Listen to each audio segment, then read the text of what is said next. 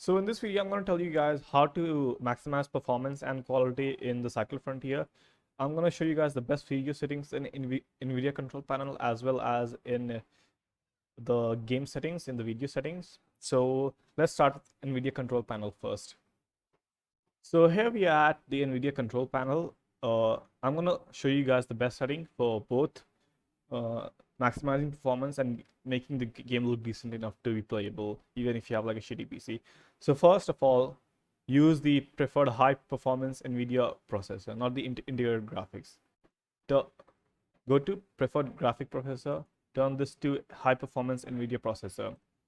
And in these features, I'm not going to explain what these features are. I'm just going to link a description down in the video that explains what these are, because to be honest, I don't even remember that. So image sharpening, turn that off. Ambient collision, turn that off. ATS traffic filtering, turn that off. Anti-aliasing, turn that off.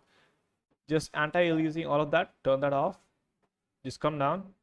Background application max frame rate, turn it off, because it will limit the frame rate. CUDA GPU is all, because it'll use all the, what do you call it, threads in the GPU. I guess that, yeah, it'll use all the threads in the GPU. Low latency mode, turn that off, because like it can result in stutters, in game stutters sometime, and frame drops. And yeah, that, just turn it off. Max frame rate, turn that off. Multi-frame sample, turn that off. I don't know why, but I forgot the reason. OpenGL rendering GPU auto select. Power management mode, optimal power. Shader code size, driver default. Texture filtering, turn that off. Texture filtering, negative LOD bias, clamp. Texture filtering quality.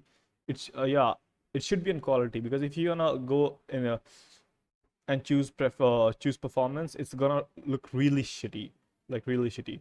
Texture filtering, threading optimization, turn that off. Threaded optimization auto. Triple buffering, turn that off.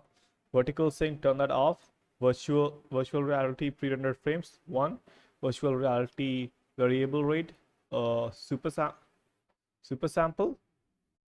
The reason why I didn't describe all the settings, because it'll make the video just way too lengthy without any reasons. So I just told you guys what to do.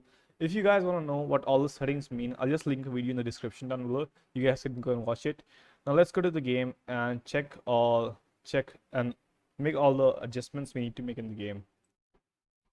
So here we are at the actual game settings, at the actual game video settings. So let's just go. You can choose the resolution scaling as the way you want. Max FPS for me is 120, because I have a pretty okay setup. My setup is not that good, but it's pretty okay. So like if I go above 120, the game start jittering, I start having frame drops. Maybe it's the issue with my setup, or maybe it's issue with the game, because the game is not yet finished. The FOV is 100 for me. I don't like, a very high field of view.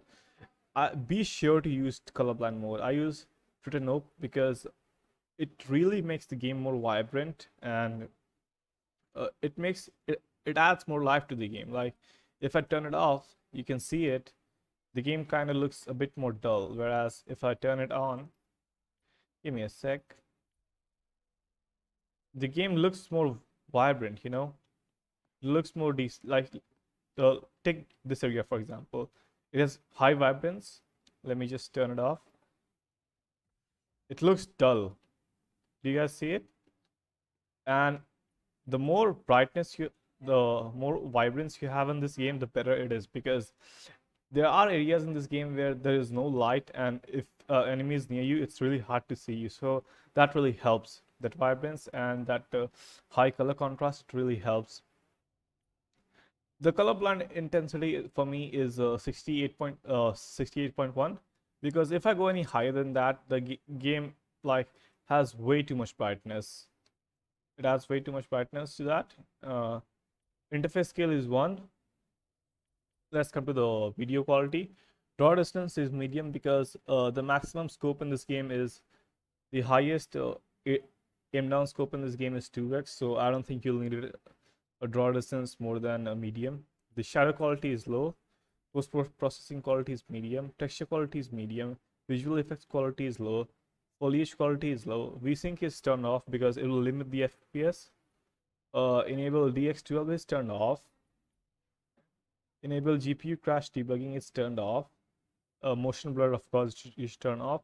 And image sharpening is 0.12.